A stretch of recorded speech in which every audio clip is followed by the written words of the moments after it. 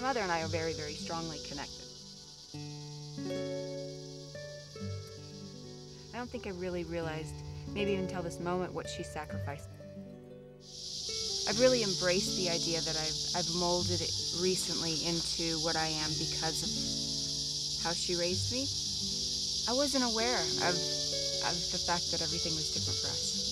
She made it so comfortable and so home and so just natural that I was never really aware that I thought this was how everything was.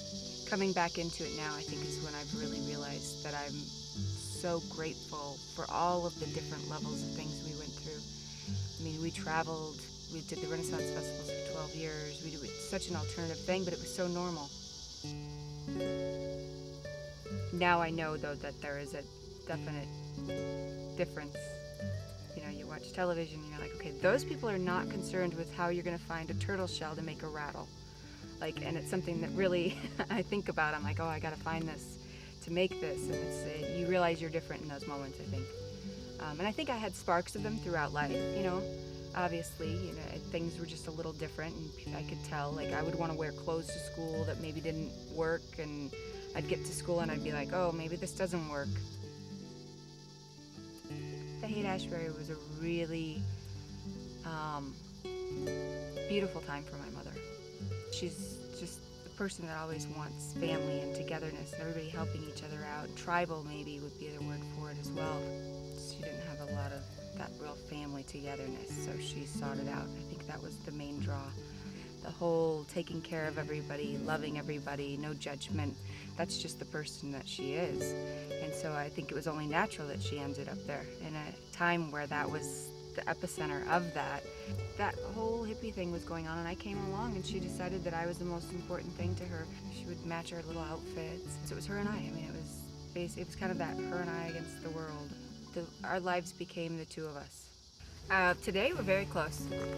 Very close, probably closer than ever, actually. I mean, I think childhood and that purity, that mother-daughter purity, that just the two of us living, wandering, going into the stores, back to now, I think we're the closest we've been in working in that adult relationship. I guess would mirror the childhood part of it. I think it's you know, we've gone through and I think me becoming more in this path and more spiritual and more in the things and identifying with her, and we can see each other as independent of it, I think has brought us the closest.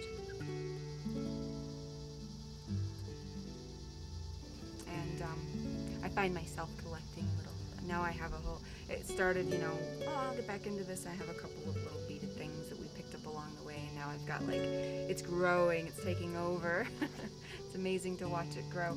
That's when I knew I had become my mother, is the 3 things that I picked to do. The hair shimmers, because my mom would embarrass me so much with her colors in her hair. Now I do that for a living. The artwork at the Art Mart, that's one of the things that she helped support us with. And the readings, that's all her. And I was like, wow, I've become my mother. And it's a great thing. It's an amazing thing. It's wonderful to become your parent, especially when they were wonderful people. My name is Phaedra, and my mother Rima Thundercloud and I are the owners and creators of Sedona Sacred Spirit. She had created one many years ago similar to this. This is more of an offspring to the original one that she made. But she had these feathers that somebody had brought her. Like I said, we like to use, you know, naturally shed as much as possible. And so she had a collection of parrot feathers that had come to her, and she was creating this piece, and a hailstorm came, a really powerful hailstorm came.